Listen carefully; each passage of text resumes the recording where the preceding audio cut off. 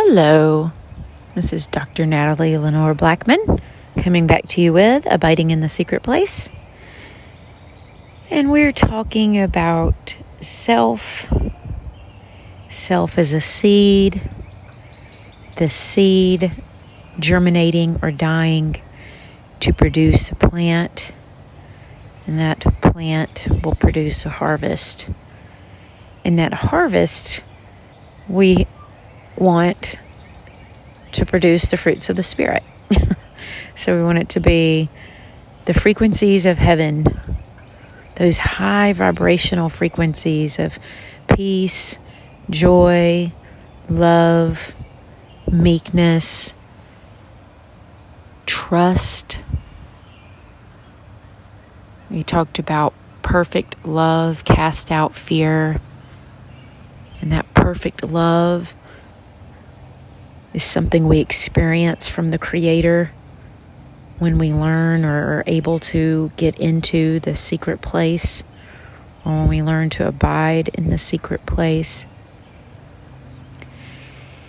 And we're talking about having God be the master gardener in uprooting all of the other seeds or roots in our soil, those seeds that produce a dangerous harvest of fear, anxiety, depression, self-preservation, self-sufficiency, lack, fear of lack, all of those low vibrational frequencies, okay, which I call the frequencies of hell.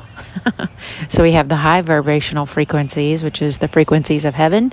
And then we have the low vibrational frequencies, which we can call those the frequencies of hell. So as we talk a little bit more about self and self equating to the ego, self being part of the wood or the liver element, that strong element, the element that does not like to submit, okay? The wood element is the one that likes to be in control. As we talk about self, I wanted us to look at it also in a way of identity, okay?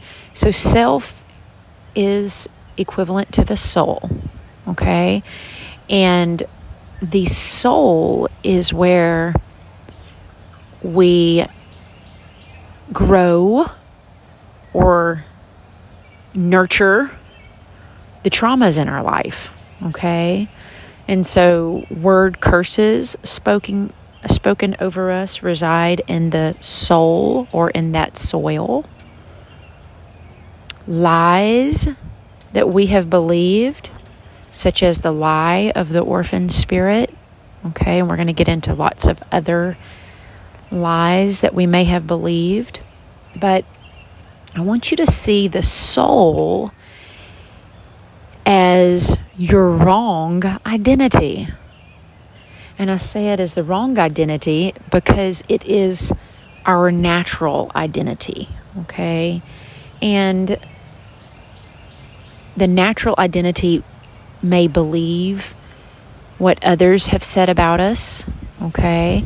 Or it may believe what we have said about ourselves based on life circumstances, life trauma, fears, things that we've had to face in our life, okay? And I'll bring this instance up and it may help you. When shortly before God even was calling me back to Him, I came in from work really late. It was 9:30. I had always been a workaholic since I graduated from vet school. My identity, right, was in my profession, okay? And so my profession being a veterinarian, I am an overachiever. I am performance-oriented or was performance-oriented. And a performance-oriented person is someone who receives accolades from how well they perform. Okay, so that leads to the workaholic mentality, right? I must do more, I must strive more, I must be more. And so I was in that phase of my life. Even though I played hard, I worked hard. And so one night I was coming home late, and the Father spoke as clear as day to me and said, "Who are you doing this for?" And I'm like, "Doing what for?" And he's like, "Working. Who are you working for?" I'm like,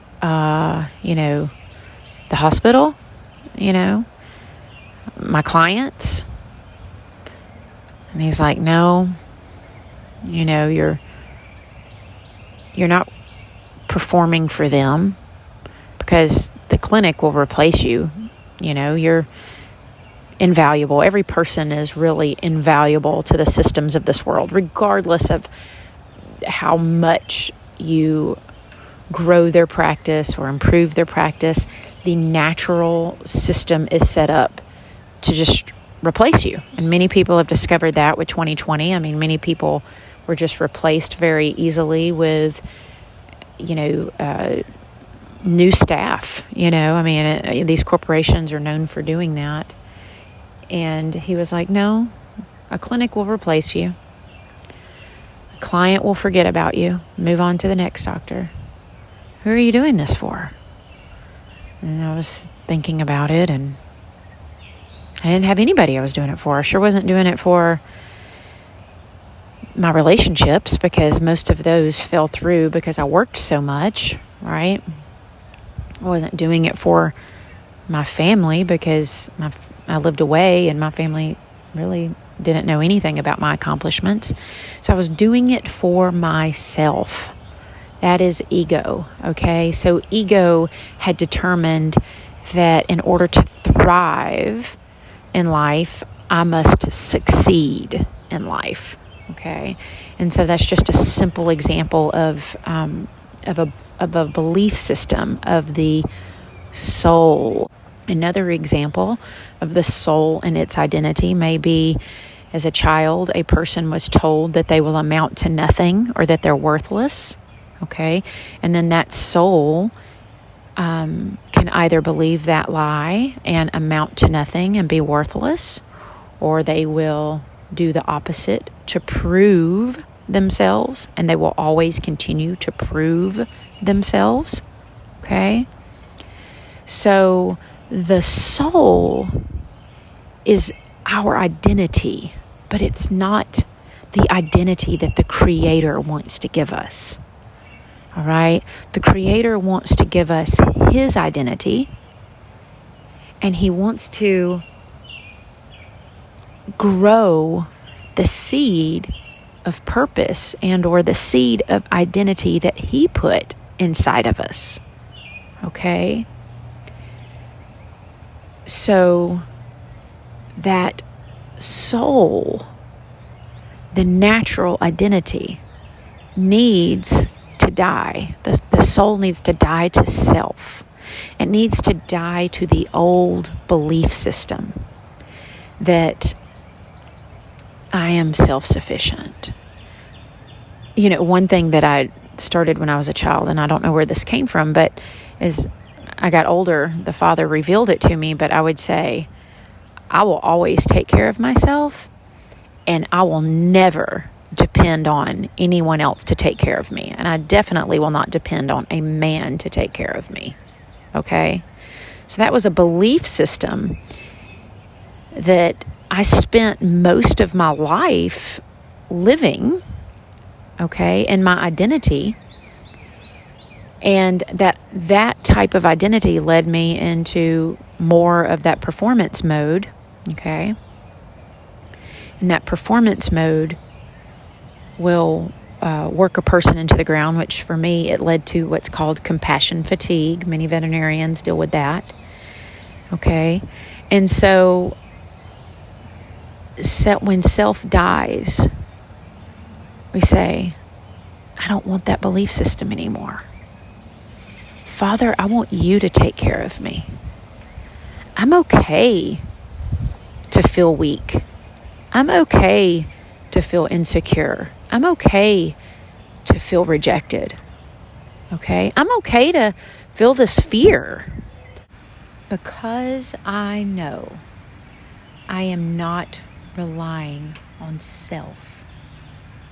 I'm relying on the Creator of heaven and earth. I'm relying on the one that made me, the one that knows me. He can comfort me in my times of trouble. He can protect me when I'm afraid. He can provide for me when I'm in lack. That is when we die to self.